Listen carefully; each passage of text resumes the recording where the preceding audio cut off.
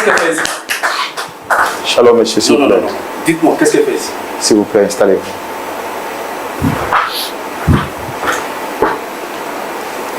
Vous savez, je vous respecte. Je respecte LMTV. C'est pour ça que j'ai accepté votre invitation.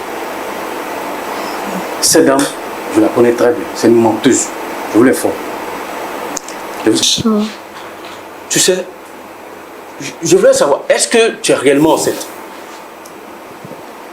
Séverine, je suis enceinte de toi. Cela fait 3 mois aujourd'hui, Séverin. Tu es méchant. Est-ce que je méritais tout cela? Est-ce que je méritais d'être restée ainsi? Tu as parfaitement raison, ok? Tu vas te calmer. Tu vas te calmer. Okay. On va gérer ce... Blessée, triste et déçue, elle décide de passer aujourd'hui sur notre plateau pour partager son histoire. Pour connaître les tenants et les aboutissants de son histoire, je vous invite à rester fidèle jusqu'à la fin de ce numéro. Sans transition aucune, Pasteur Tchoumou, nous allons recevoir nos invités du jour. On peut les recevoir? Bien sûr, oui. D'accord. Très cher public, merci de recevoir nos visiteurs du jour. Et ce sera avec vos applaudissements que nous allons donc les recevoir. Merci de les recevoir.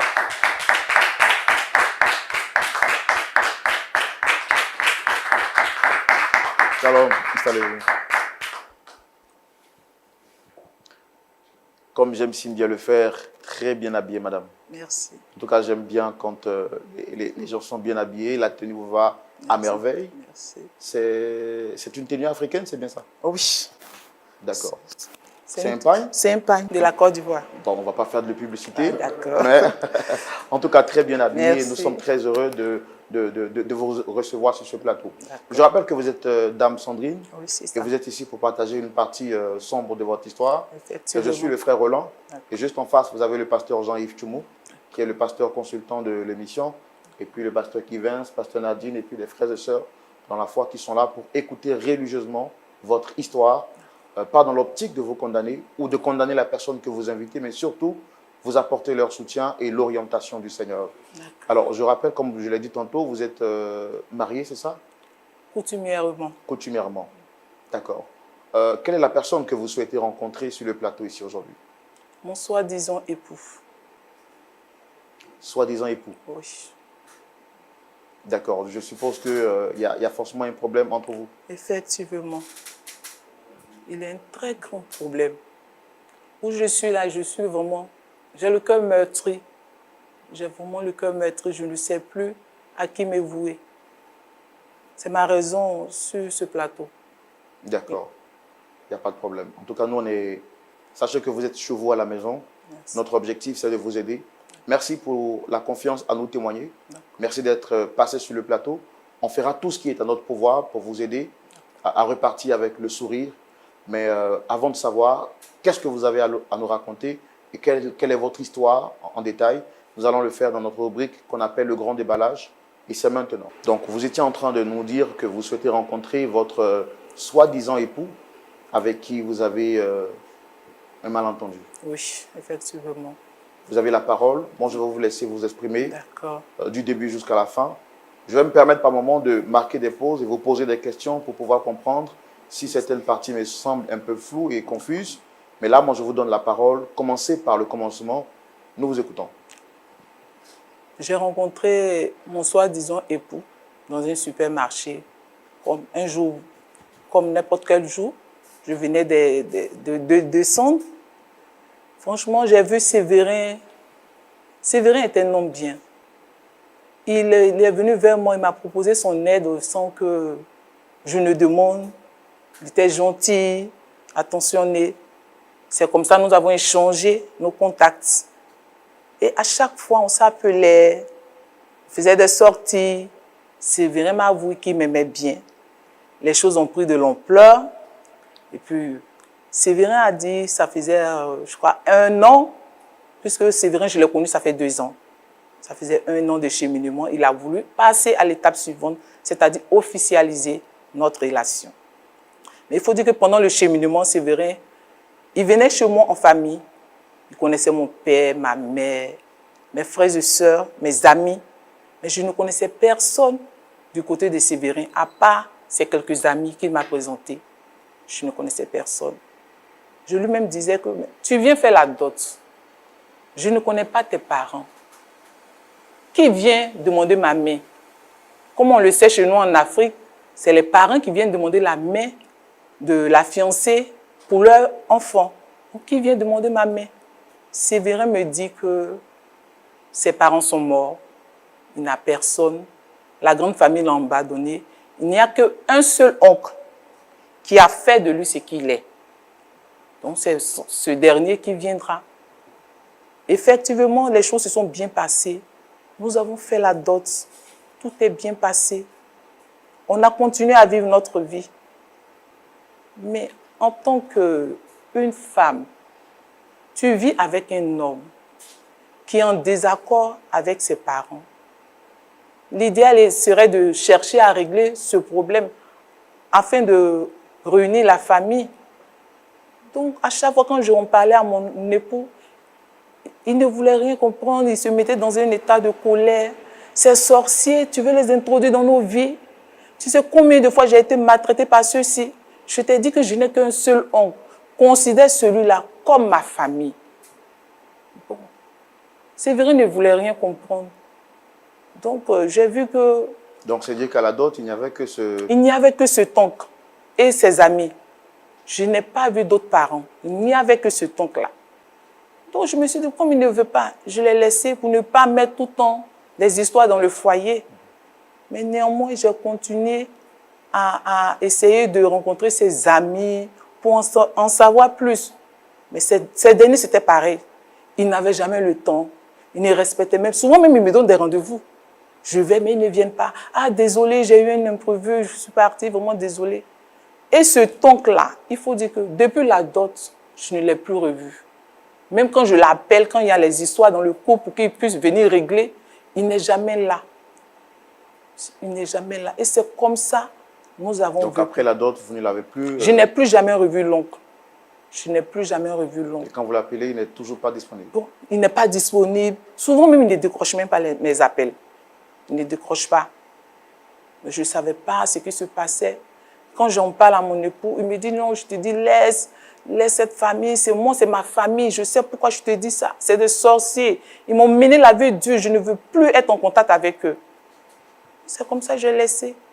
Et puis, je menais toujours mes enquêtes, mais je ne trouvais rien. Puisque ceux qui pouvaient me donner des informations, c'était soit ses amis, soit l'oncle. Par la grâce de Dieu, un jour je suis là. Il a son ami Jean-Marc qui m'appelle. Il me dit, il veut me rencontrer. J'ai dit, ah bon? Il dit oui. Bon, je vais au rendez-vous de Marc. Chez moi, c'est un rendez-vous peut-être comme d'autres normales. Je m'en vais. Frère Roland, ce que je découvre, vous n'allez pas me croire. Vous ne pouvez pas imaginer. Marc me dit à moi, Sandrine, que mon époux a ses parents qui sont vivants. Je dis non, ce n'est pas possible. Est-ce qu'on parle de la même personne? Il me dit, ah bon, je t'ai dit que ses parents sont vivants. Et ce qui est pire, frère Roland, c'est que mon époux est marié à une autre femme depuis 10 ans. Quelqu'un avec qui j'ai vécu pendant 2 ans, quand même. Non, je crois, je tombe des nues, je ne crois pas. Je lui dis non, ce n'est pas possible. Toi, Marc, tu es jaloux comme tu n'es pas marié. Tu veux briser mon foyer pour que mon homme devienne célibataire comme toi. Vous allez mener votre vie de débauche. Non, ce n'est pas possible. Que non, ce n'est pas le Séverin que on ne parle pas de la même personne. Je ne suis pas d'accord. Il me dit carrément que non, je te dis qu'il est marié, il a même 3 enfants. Je dis non, ce n'est pas possible. Marc, tu ne peux pas me dire ça. Il me dit, je te dis, ses parents sont vivants. Et il me donne l'adresse de ses parents. Va vérifier, je te donne l'information. Bon, c'est parce que moi, je me dis que tu es bien, tu es une femme, tu es bien. C'est pour cela que je viens t'informer pour ne plus que vraiment tu te fatigues. Parce qu'à chaque fois, tu nous appelles, tu veux, franchement. Mais attendez, donc moi, en fait, je suis un peu confus. Qu'en est-il de l'oncle en question qui est venu à la dot? L'oncle Marc m'informe que l'oncle en question est une personne que Séverin a louée spécialement pour cette circonstance de dot. Ça veut dire que ce n'est même pas son parent. Il ne le connaît pas. Donc, je ne peux pas imaginer que l'homme que j'ai connu, il puisse vraiment faire tout ce scénario, rien que... Non, ce n'est pas possible. Ce n'est pas possible. Mais attendez, vous dites que ça fait 2 ans que vous êtes avec quelqu'un. Oui. Quand même s'il a au moins un foyer autre que le vôtre, il doit avoir des signes quand même qui vous annoncent. Non, il n'y avait pas de signes puisque Séverin faisait les missions. Il fait les missions de 2 semaines. C'est-à-dire, il est là 2 semaines à la maison. Les 2 autres semaines, il est parti en mission. Et Jean-Marc me dit que ces 2 semaines de mission, quand il fait 2 semaines avec moi, les 2 autres semaines, il va faire dans l'autre foyer. Donc, c'est-à-dire, quand il est avec moi, il dit là-bas qu'il est en mission pour 2 semaines. Et quand il vient chez moi, bon, quand il va de l'autre côté, il dit qu'il est en mission. Donc, c'est comme ça, il nous jonglait. Il jonglait 2 foyers, au fait. C'est l'information que Marc me donne. Mais moi, je ne croyais pas, puisque je connais l'homme avec qui je vis. Je sais de quoi il est capable, je sais. Mon époux, c'est quelqu'un de bien. C'est quelqu'un qui aime son prochain. Il ne peut pas vouloir faire du mal à son semblable jusqu'à ce point. Ce n'est pas possible. Donc, je ne crois pas. Je ne crois pas. Mais néanmoins, je décide de mener vraiment mes investigations pour vérifier l'information que Marc m'a donnée. Frère Roland, je me rends chez les parents de Marc, Séverin. Vraiment, j'ai tellement mal, mon cœur. J'ai mal. Je ne sais pas comment un être humain peut planifier, organiser un faux mariage, rien que pour avoir une personne. Non, ce n'est pas possible. Pas l'homme que je connais, celui qui me parle tout le temps de Dieu. Pas possible. Je me rends effectivement. Je trouve les parents de Marc. Je me fais passer pour une autre personne, évidemment, puisqu'on ne me connaît pas. Je lui dis non, je suis une amie de longue date, je n'ai plus de ces nouvelles, donc je viens juste, je suis arrivée dans la ville, donc je viens prendre les informations. Est-ce qu'il va bien? Frère Marc, c'est avéré que ce que Jean-Marc m'a dit est vrai. Mon époux, mon Séverin, est effectivement marié. Ses parents sont bel et bien vivants. Ses parents sont vivants.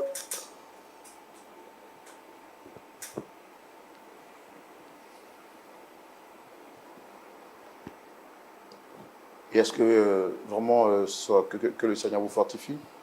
Je vois que ce n'est pas facile pour vous et quand on découvre un mensonge pareil, c'est normal qu'on soit sous le choc comme vous l'êtes. Est-ce que vous prenez le temps d'échanger avec Séverin en question pour lui faire part de ce que vous avez découvert? Après ces missions de 2 semaines, Séverin rentre à la maison. Je lui fais effectivement part de ce que Jean-Marc m'a dit. Séverin se met dans un état de colère pas possible. Il quitte la maison. Je te dis, je n'ai pas de parents. Il est fâché. Et jusqu'à aujourd'hui où je vous parle, je ne sais pas où Séverin se trouve.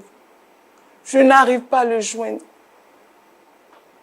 Et ce qui est grave, frère Marc, c'est qu'aujourd'hui, je ne connais même pas ma situation avec ce dernier. Et de surcroît, je porte une grossesse de lui, frère Marc. Frère Roland, qu'est-ce que je fais? Je n'ai pas de solution. Je ne sais pas à qui me vouer. Je n'ai pas de statut. Puisque quand on regarde bien, il a fait 10 ans de mariage légal avec une autre, 3 enfants. Moi, je ne suis qu'une maîtresse. Je n'ai pas de statut. Qu'est-ce que je fais de cette grossesse? Qu'est-ce que je fais de cette grossesse? Frère Roland, c'est pas possible. En tout cas, Dame Sandrine, je compatis à votre douleur et je vois que ce n'est pas facile pour vous. Vraiment que le Seigneur vous fortifie. Amen. Et puis qu'il essuie vos larmes, c'est ce que je peux vous dire. Amen. Pasteur Choumou. Oui, Roland. Le monde est dangereux. Oui, hein? Effectivement. Alors, Comme on le dit en Côte d'Ivoire, le Dieu est mauvais. le Dieu est mauvais. Oui. Nous venons de recevoir sur ce plateau Dame Sandrine, venue pour partager une partie de son histoire.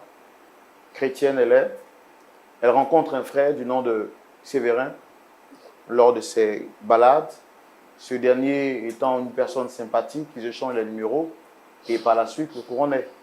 Celui-ci fait savoir à Dame Sandrine qu'il est amoureux d'elle et qu'il voudrait d'elle en tant que son épouse.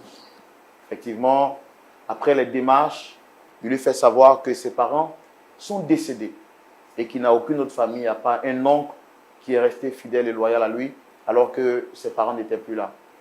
À la demande donc de M. Séverin, la dot va se faire et avant la dot, elle insiste pour connaître sa famille.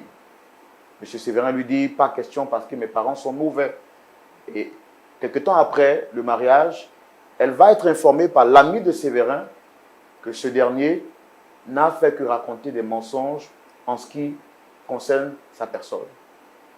Il donc informe Dame Sandrine que Séverin serait marié depuis 10 ans avec 3 enfants. Grave, ses parents sont en vie et même le prétendu oncle qu'il a fait venir le jour de la cérémonie est une personne qu'il a louée pour se faire passer pour son oncle. Informée de cette situation, déçue, triste, elle décide de se rendre sur le plateau pour inviter M. Séverin et pour trouver, bien entendu, un point d'accord et sinon comprendre pourquoi est-ce qu'il a agi de la sorte. D'après ce qu'elle nous a dit, ça fait 2 mois maintenant qu'elle ne l'a pas encore vu, il a quitté la maison. On a entendu sa version. Je pense qu'il est également important pour nous de recevoir le frère en question pour connaître également sa part de vérité. Est-ce qu'on peut le recevoir? Oui, on le reçoit. D'accord. Merci public de l'accueillir, s'il vous plaît.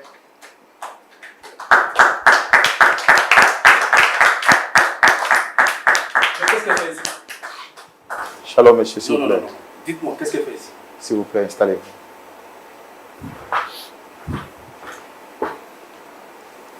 Vous savez, je vous respecte. Je respecte LMTV. C'est pour ça que j'ai accepté votre invitation. Cette dame, je la connais très bien. C'est une menteuse. Je vous l'informe. Je vous écoute. Moi, je suis une menteuse aujourd'hui, Séverin. Moi, je suis une menteuse de nous deux.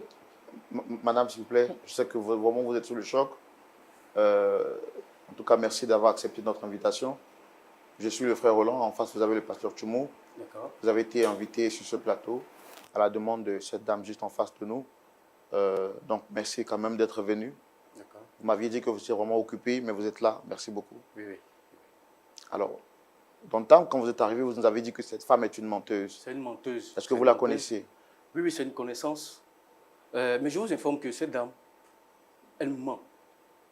Toute sa vie, tu me laisses parler. Moi, je suis une menteuse. Elle passe toute sa vie en train de mentir.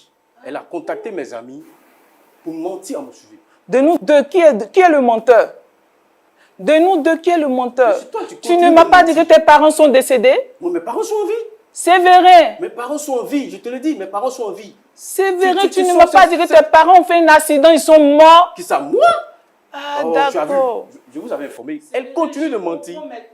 Je comprends pourquoi la dot, tu n'as jamais voulu qu'on prenne de photos. Attends. Moi, te doter toi. Séverin, tu m'as honoré devant moi, mes je parents. t'ai doté. Tu m'as honoré devant ma famille, mes amis, Arrête- Séverin. Arrête de mentir. Séverin. Arrête de mentir. Je t'ai Mais jamais... Séverin, tu es méchant. Non, tu es une connaissance un pour moi. Je ne te connais ni Séverin, d'Adam ni tu d'Ève. es méchant. Arrête ça. Arrête de Séverin. mentir. S'il te plaît, arrête de mentir. Séverin, Nous sommes à la tu télé. es méchant. Ne me dénigre pas Tu ici, es s'il te plaît. méchant. Tu es un monstre. Frère Roland, ce qui me cœur, mais Séverin, tu es un monstre. C'est que je porte une grossesse de ce monsieur, de ce monstre. Celui que je croyais être mon époux. Tu es enceinte? Séverin. Non, dis-moi, tu es enceinte? Tu es méchant. Tu sais, je voulais savoir, est-ce que tu es réellement enceinte? Séverin, Sandrine, je suis enceinte de toi. Cela fait 3 mois aujourd'hui, Séverin. Tu es méchant. Tu sais, Est-ce que je méritais tout cela? Est-ce que je méritais d'être resté ainsi? tu as pratiquement raison, ok? Tu vas te calmer. Tu vas te calmer. Ok, on va gérer cette situation. Tu es enceinte, arrête de pleurer. Ça peut agir sur l'enfant, s'il te plaît. Arrête. Monsieur, C'est bon. Monsieur Sévérin, Oui. Enfin, voilà. vous la connaissez cette dame? Oui, effectivement, je la connais. Vous avez dit tantôt que vous ne la connaissiez pas, qu'elle est une menteuse et qu'il n'y avait rien qui vous liait à cette dame. Alors à peine elle parle de grossesse que vous changez de veste. Au fait, j'ai menti. C'est pas elle la menteuse, c'est moi. Et ça me fait mal quand j'entends quelqu'un qui même dit qu'elle est enceinte et puis je l'ai traité de la sorte. Et tous mes actes que j'ai posés me rattrapent aujourd'hui. Vraiment, je tiens à m'excuser. Je tiens à m'excuser. Tu vas te calmer. Je voudrais s'il vous plaît vous demander quelque chose. Pourquoi avoir menti tout le temps à cette femme? Au fait, je l'aimais. Je l'aimais. Et j'étais déjà dans une relation avec quelqu'un que j'ai fait 10 ans. Et du coup, pour moi, comment dirais-je, je ne sais pas, les mots me manquent. Sévérin, pour ma voix, tu te fais passer pour un orphelin. Tu tues ta famille. Rien que pour ma voix, Sévérin. Laisse-moi répondre à ces questions, ok? Tu vas te calmer, tu es enceinte, ne continue pas de pleurer parce que ça peut agir sur l'enfant. Donc tu me laisses parler avec le monsieur, ok? Donc comme je disais, j'ai menti pour l'avoir, mais c'est difficile. Parce que avoir 2 femmes, c'est un peu difficile pour moi. Donc je ne savais pas comment les prendre. Donc j'ai fait tout ça. Donc aujourd'hui, ça me rattrape. Ça me rattrape et elle porte mon enfant. Elle porte mon enfant. Vraiment, je suis... Alors, je sais que cette histoire pourra être après désastreuse pour vous, mais c'est vous qui l'avez provoquée. Votre femme manquait-elle de quelque chose pour que vous puissiez l'abandonner? Je vois que vous êtes marié, comme moi, bien sûr. Votre alliance à la main, mais pourquoi vouloir chercher ailleurs ce que vous avez déjà? C'est complexe, vous savez. Nous, les hommes, on se dit souvent que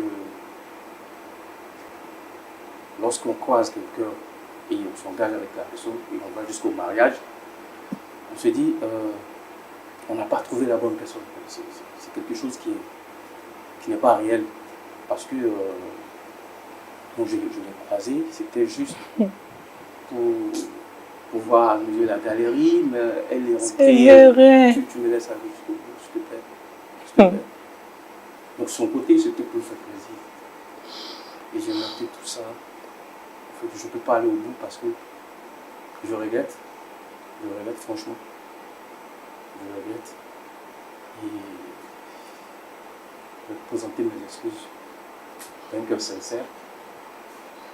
Je vais présenter mes excuses. Surtout à elle. Les excuses, oui, mais est-ce que vous voyez les conditions dans lesquelles vous venez de mettre cette dame? Vous avez hypothéqué son avenir. Parce que là, elle porte une grossesse de vous. Non seulement vous l'avez exposée à la verdict populaire, elle sera un sujet de moquerie pour sa famille. Est-ce que vous avez pensé à tous ces contours-là avant d'orchestrer votre mensonge, de déclarer que vos parents sont morts? Et ce qui est grave, c'est qu'on me fait savoir que vous êtes chrétien, vous êtes à l'église. Oui, je suis chrétien. Où est-ce que vous mettez vos valeurs chrétiennes? Vraiment. Je suis... Essayez de parler plus fort, s'il vous plaît. Tu sais, c'est la base, en fait. La vie chrétienne, c'est la base. Et j'ai loupé la base. Quand j'étais à l'écodime, je ne prenais pas les choses au sérieux. Et on va dire aussi, il y a l'influence des amis. Donc, je suis vraiment désolé. Je suis vraiment désolé. Et je compte repartir à zéro, me faire pardonner et mettre tout sur la table et puis avancer. S'il y a des choses que je dois faire pour elle, je suis prêt à le faire. Vous êtes marié là maintenant à 2 femmes. Une à qui vous avez menti et une qui était censée savoir la vérité. Là, qui va découvrir aujourd'hui que vous avez notre femme? Est-ce que vous avez pensé aux conséquences que cela pourrait avoir sur l'éducation de vos enfants? Oui, bon, moi je me dis, avoir des enfants, si j'ai les moyens, je peux m'occuper d'eux. Que ce soit de 2 femmes, bon, je peux m'occuper d'eux. Vous êtes un homme. Si vous apprenez aujourd'hui que votre femme entretient une relation extra, avec qui également elle a 3 enfants, quelle serait votre réaction? Bon, comme j'ai dit, en tant que chrétien, si son pardon il est sincère, on est tous des humains, on fait des erreurs. Si son pardon est tellement sincère, je vais pardonner. Et je vais envoyer l'enfant à la maison. D'accord, en tout cas, merci beaucoup. J'ai essayé de comprendre qu'est-ce qui a motivé votre choix. Pourquoi mentir? Pourquoi faire du mal à une dame? Pourquoi blesser quelqu'un qui à l'origine ne vous a rien fait? Mais bon.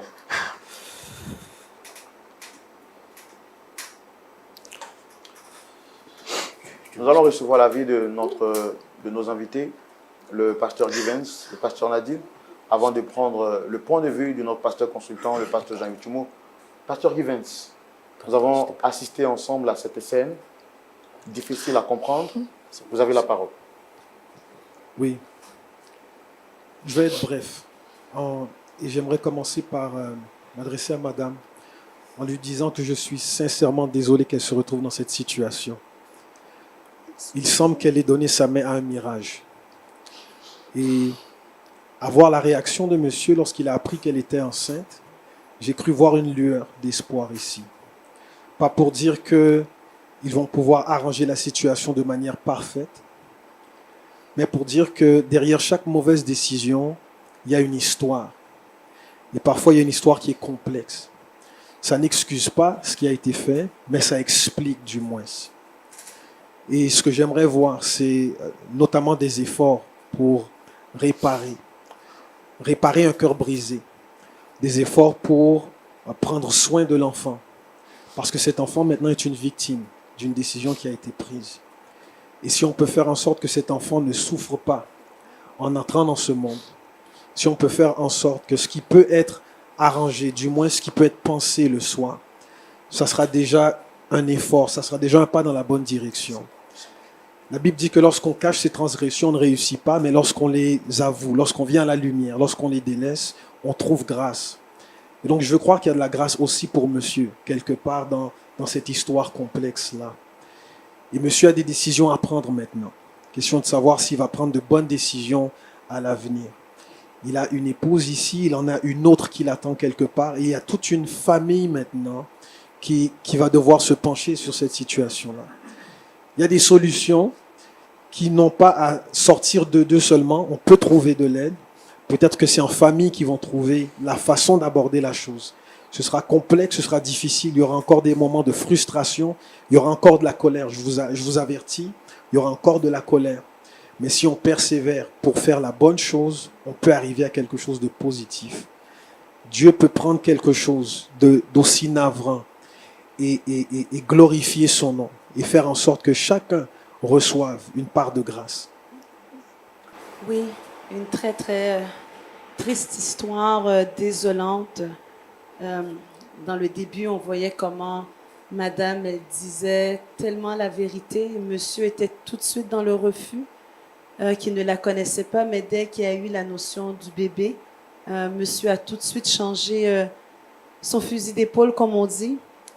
Et c'est comme si vous avez reconnu, on dirait, l'effet du bébé a impacté quelque chose en vous, parce que durant tout le long, vous niez que vous la connaissiez. Et lorsque ce sentiment-là est arrivé, vous avez vraiment changé votre fusil d'épaule, ça m'a montré un autre côté de vous. Au début de toute cette scène-là, je me disais, mon Dieu, est-ce qu'il y a quelque chose qui va se faire? Et c'est cette lueur d'espoir-là que j'ai vue en vous. En fin de compte, le bébé est venu emmener quelque chose. Vous avez commencé à vous approcher d'elle, à vouloir la tenir la main. Mais je vais tout simplement vous dire que pour elle, ça va lui prendre aussi un processus. Parce que pendant plusieurs mois, vous l'avez mis de côté, vous l'avez délaissé. Et elle aura besoin de guérison et aussi d'apprendre à vous faire confiance à nouveau. Mais aussi, vous avez une épouse qui n'est pas au courant que cette femme-là, vous avez une deuxième femme et en plus qu'elle est enceinte. Alors vous vous retrouvez vraiment dans une situation vraiment fâcheuse. Et je souhaite vraiment qu'à travers les conseils, à travers les personnes qui vont être alentour de vous, vous puissiez vraiment trouver une solution. Parce que vous êtes vraiment vous êtes vraiment dans une fâcheuse situation. Parce que votre épouse, si je peux dire là-dessus, légitime, que vous êtes mariés depuis, je pense, 10 ans, c'est bien ça? Et vous avez combien d'enfants? 3 ans. 3 enfants, ça va être un choc total. Alors, c'est déjà un choc pour elle, mais ça va être un choc aussi de l'autre côté. Alors, vous avez une très grande décision à prendre, mais je veux croire que Dieu va être en mesure de pouvoir vous aider, mais vous n'avez pas le choix d'être transparent. Vous n'aurez pas le choix d'être honnête dans la situation. Alors, vous avez dit que vous aimez les 2 femmes, mais elle l'entend, mais l'autre épouse, elle ne l'a pas encore entendu. Alors, vraiment, moi, je prie qu'à la lumière des conseils que vous allez recevoir, comment vous allez pouvoir trouver un point d'accord avec madame et votre première épouse. Mais je vous le dis, le fait que vous avez reconnu ça, comme pasteur Kevin l'a dit, il y a une lueur d'espoir, mais ça va pas être facile. Je vous le dis, ça ne sera pas facile, mais faites quand même confiance au Seigneur, mais soyez honnête, soyez transparent. L'honnêteté va plus gagner pour vous que donner des mensonges. Merci beaucoup, pasteur Nadine. Voilà, l'honnêteté va plus parler en sa faveur. Il aurait pu éviter cela s'il avait été honnête. En d'autres mots, le mensonge nous conduit toujours dans des situations terribles.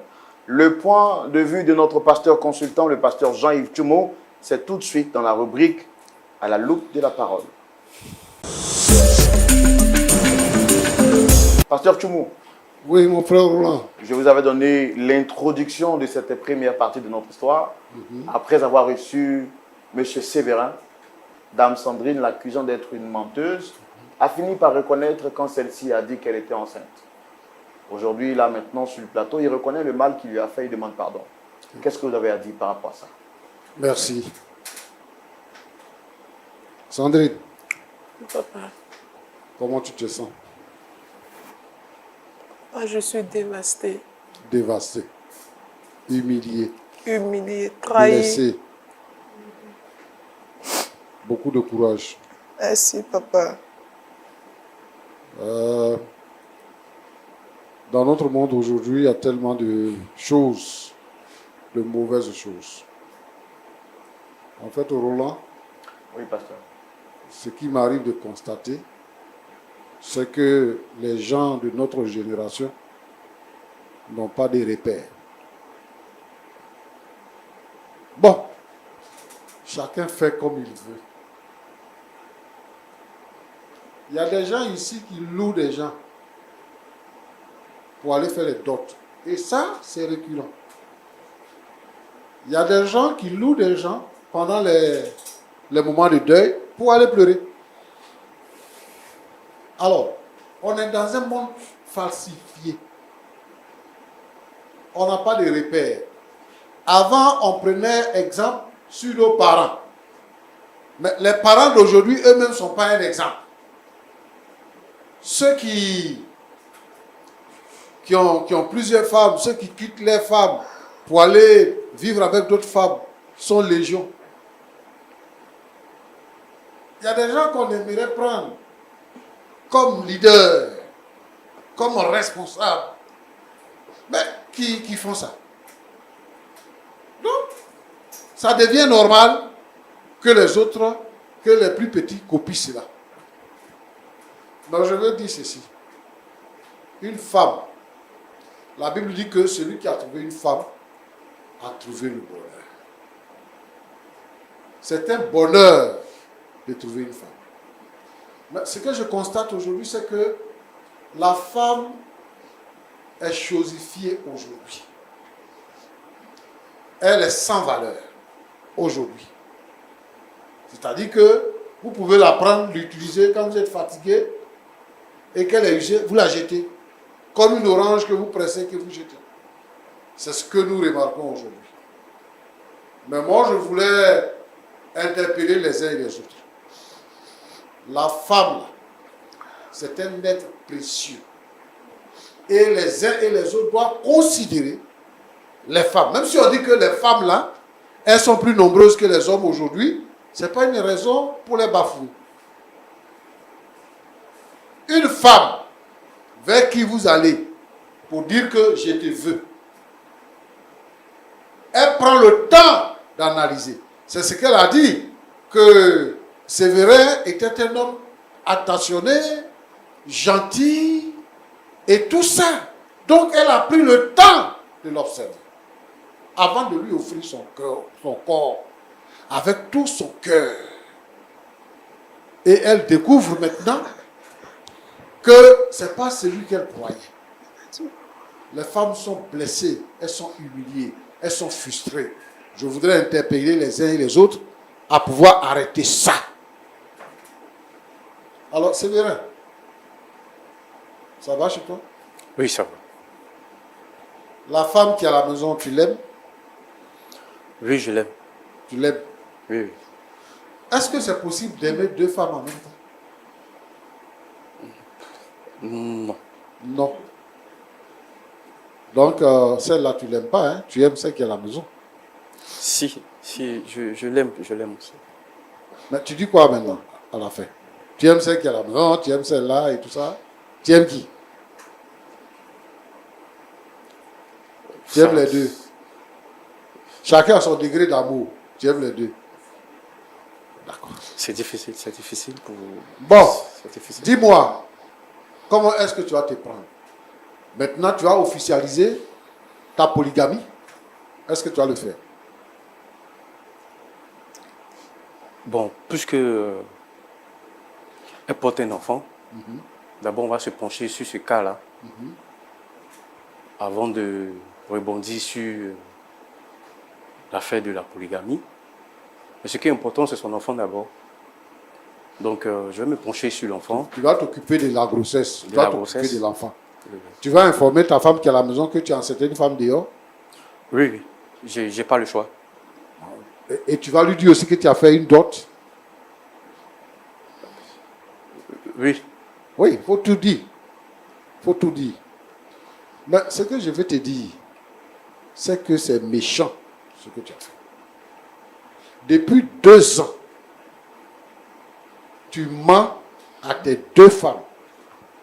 Tu dis là-bas que tu vas en mission, tu viens faire foyer. Et quand tu dis ici que tu vas en mission, tu vas faire foyer là-bas. J'espère que tu as un bon salaire. Hein. Parce que tu loues 2 maisons, tu t'occupes de 2 foyers. Tu as la force de ça. oui, oui. Physique, hein. Tu as ça.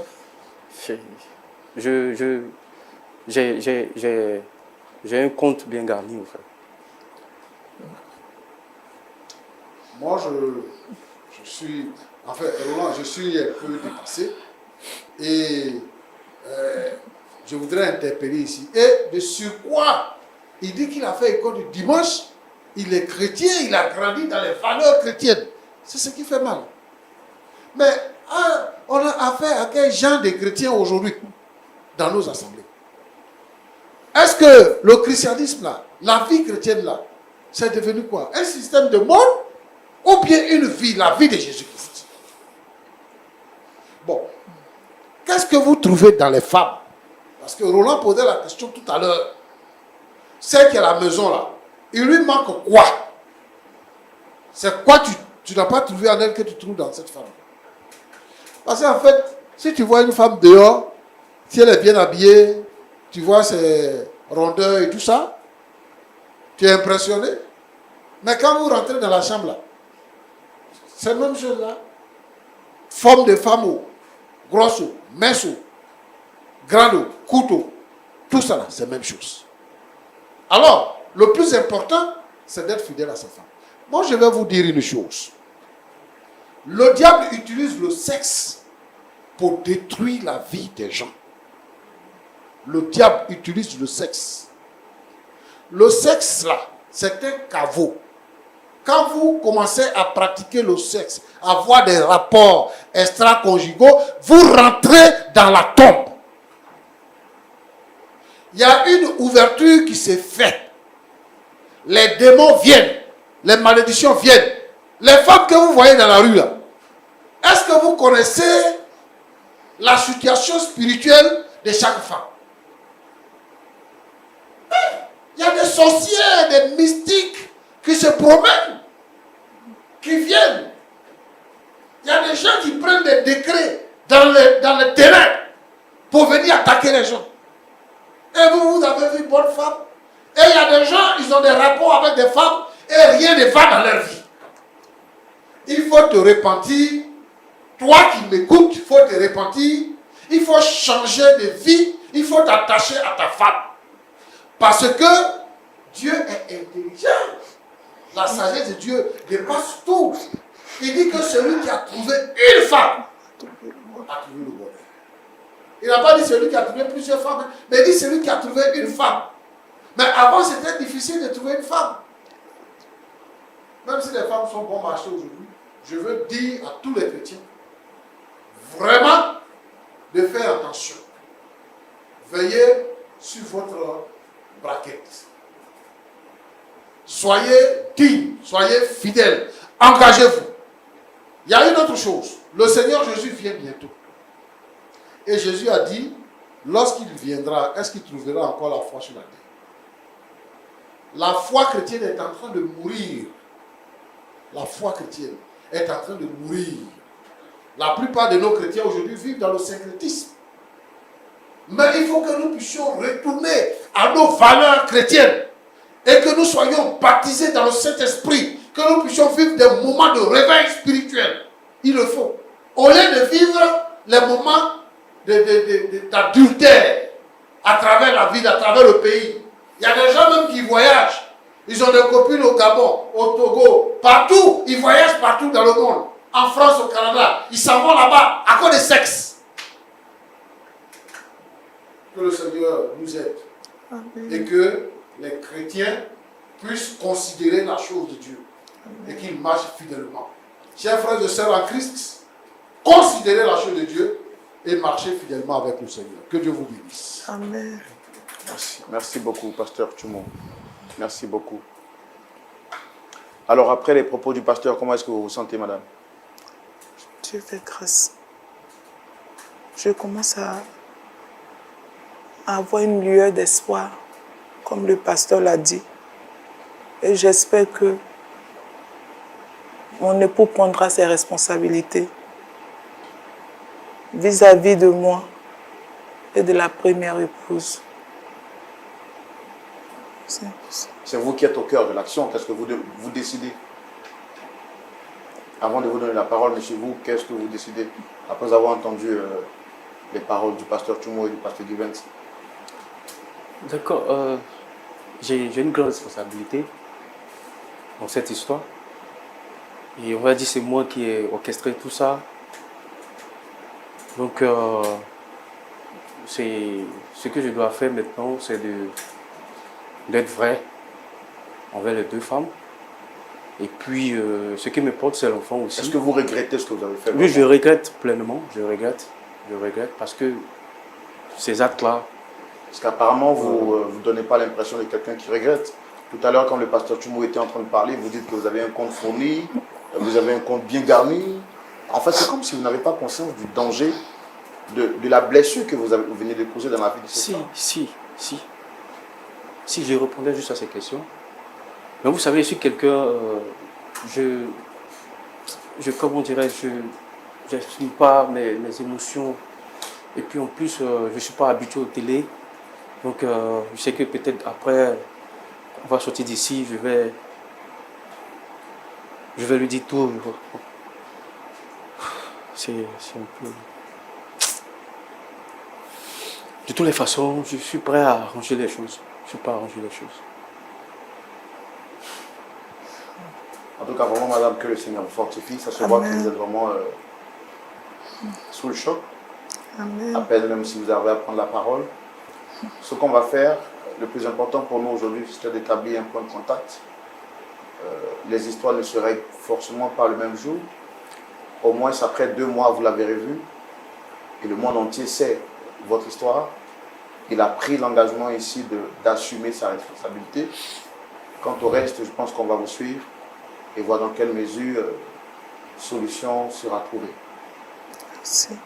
Et vous, en tant que chrétienne, ayant découvert cette vérité, est-ce que vous acceptez de continuer cette relation ou quel est votre choix final?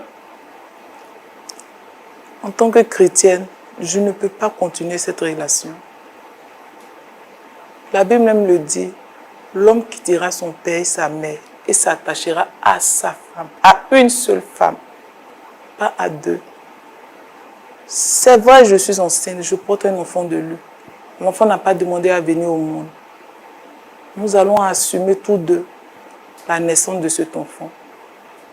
Mais concernant notre relation, je ne peux plus continuer. Je ne peux vraiment plus continuer. En tout cas, c'est votre choix et nous le respectons. Et sachez également que nous, on vous soutient. Et on sera avec vous pour vous aider à traverser cette partie sombre de votre histoire. Ce n'est pas facile d'apprendre de tout ce cumul de mensonges. Et vous pourriez compter sur le Seigneur, mais également sur nous. Le pasteur Jean-Yves Tumou continuera de vous assister en contact, bien sûr, avec vos responsables. Et vraiment que le Seigneur vous fortifie. Amen. Amen. Pasteur Tumou, je pense qu'on va se dire au revoir. Terminons avec la prière, Pasteur Tumou. Je voudrais te prier, Seigneur notre Dieu, pour toutes ces femmes-là, trahies, humiliées. Seigneur éternel des armées, je veux que tu consoles leur cœur. Je veux également, Seigneur notre Dieu, pour te prier pour tous ces hommes, pour tous ces frères, pour tous ces sœurs qui sont pris au piège de la sexualité. S'il te plaît, délivre tous ceux qui pratiquent l'adultère, la fornication, tous ceux qui pratiquent les œuvres de la chair.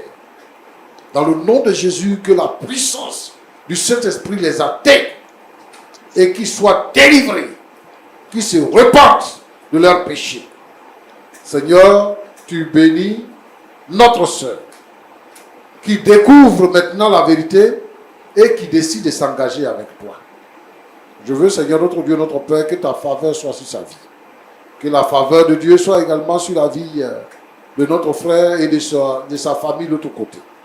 Seigneur, tous ceux qui ont besoin d'aide, Seigneur, notre Dieu, tu les bénis et tu les aides à sortir de cette situation. Au nom de Jésus-Christ. Amen. Amen. Merci beaucoup, Pasteur Jean-Yves Tumou. Pasteur Givens, vous transmettrez toutes nos salutations à toute l'Église au Canada. Pasteur également Nadine, merci d'être passé sur notre plateau. À vous également, merci de nous avoir fait confiance. Très chers téléspectateurs, merci de nous avoir suivis tout au long de ces quelques minutes que nous avons passées ensemble. Nous espérons que vous avez été édifiés et prions que la vérité de Christ et la vérité demeurent dans votre cœur. Shalom chez vous, que Dieu vous bénisse. On se dit rendez-vous la semaine prochaine. Mais avant, je vous donne rendez-vous pour le culte ce samedi à partir de 19h30. Que Dieu vous bénisse. Au revoir.